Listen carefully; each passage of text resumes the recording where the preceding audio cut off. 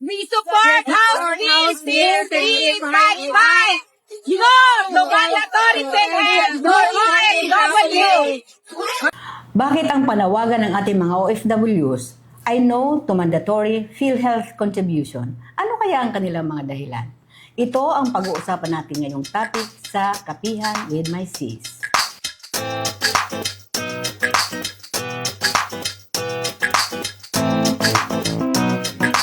Happy New Year sa inyong lahat at welcome sa ating Kapihan with my sis, ang podcast para sa inyong lahat, lalong-lalo na sa mga kababaihan.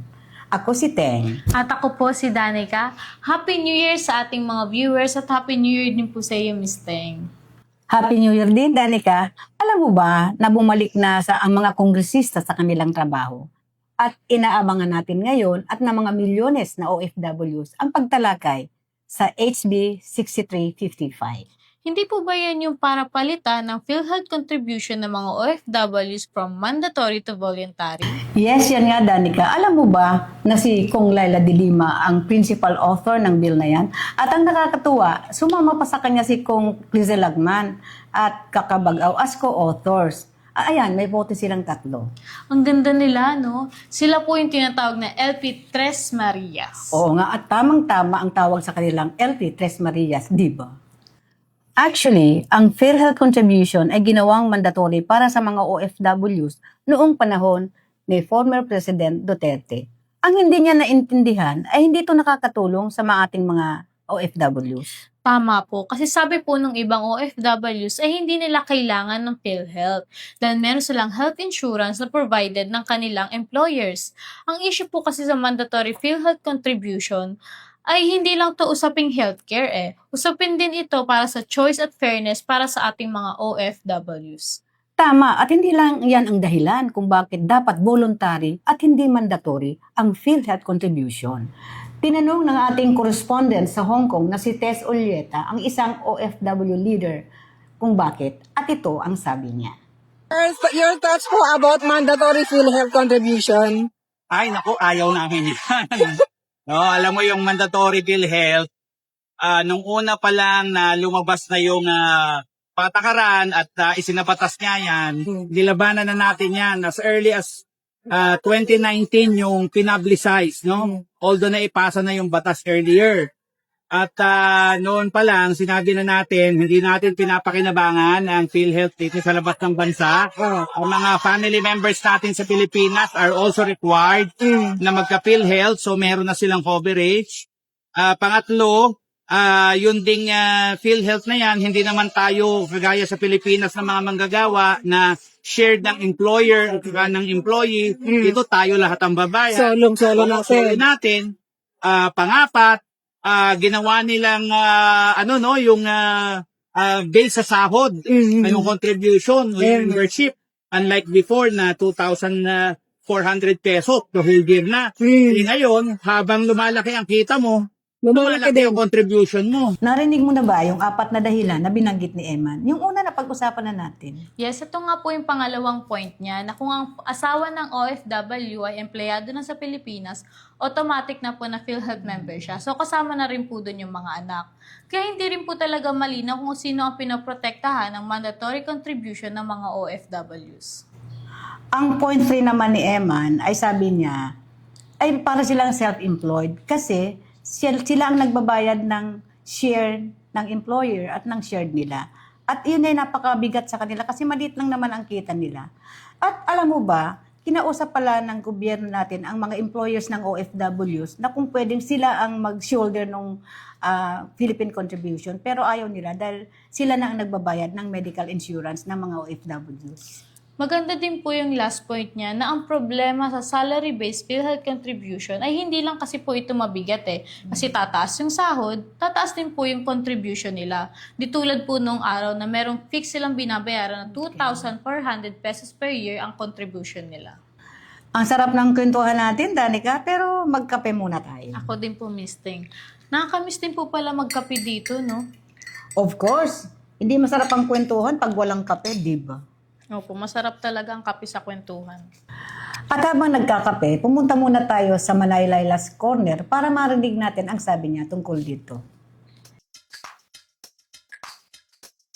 Tanong, bakit mahalagang maipasa ang House Bill 6355? Bago ang lahat, gusto ko munang batiin ang lahat ng tagapakinig ng Manay Lila's Corner dito sa Kapihan with My Sis podcast. Kumusta kayong lahat? Sana nakapagpahinga kayo nitong mga nagdaang araw ng bakasyon. Alam ninyo, mahalagang pag-usapan ang House Bill 6355 dahil may kinalaman ito sa isang matagal ng reklamo ng ating mga OFWs. Isang patakaran na mabigat sa bulsa, katiting naman ang balik. Ang HB 6355 ay panukalang batas na nag-aamyenda sa Universal Healthcare Law para gawing voluntaryo at imbes na sapilitan ang PhilHealth contributions ng mga overseas Filipino workers. Simple ang prinsipyo nito.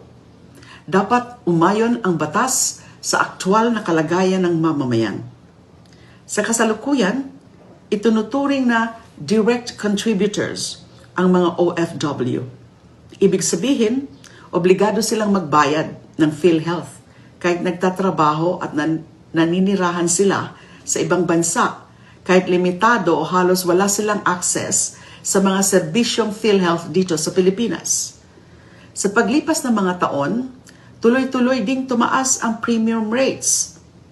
Para sa maraming OFW, lalo na yung mga pamilya ring sinusuportahan sa abroad at sa Pilipinas, nagiging dagdag pasanin ito. Malinaw ang punto ng HB 6355. Hindi makatarungan ang singilin ang isang manggagawa para sa serbisyong hindi niya ganap na napakikinabangan. Hindi ito pag-atras sa universal healthcare. Hindi rin ito pag-alis ng karapatan ng pamilya ng OFW sa benepisyo. Sa katunayan, kinikilala ng panukalang batas na pwedeng makamit ang parehong proteksyon sa pamamagitan ng voluntaryo at mas flexible na contribution schemes, imbes na sapilitan at iisang hulma para sa lahat. May mas malalim pang dahilan ito.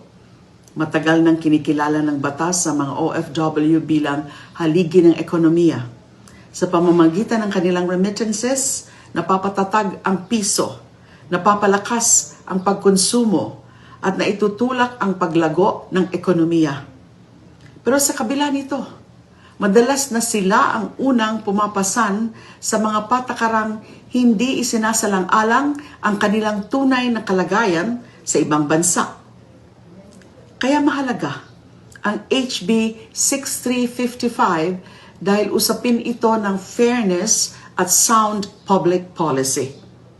Ipinapakita nito na ang universal healthcare ay hindi dapat nakabatay sa pilitan, kundi sa tiwala, katarungan at maayos na disenyo ng sistema. Kung gusto nilang palakasin ang UHC, kailangan nating tiyakin na ang mga kontribusyon ay may malinaw na katumbas na benepisyo. Sa huli, ang panukalang ito ay paninindigan para sa ating mga modernong bayani. Hindi dagdag hirap, kundi makataong pag-unawa. Hindi one size fits all, kundi batas na marunong makinig. Yan ang dahilan kung bakit mahalagang maipasa ang HB 6355. Maraming salamat po.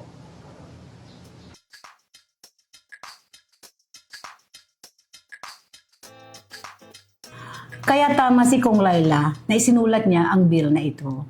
Yes, at Miss Teng, kung kailangan naman po ng pamilya nila sa Pilipinas ang PhilHealth, pwede naman po sila mag-voluntary contribution. Yes, kumbaga may choice ang ating mga OFWs, di ba maganda?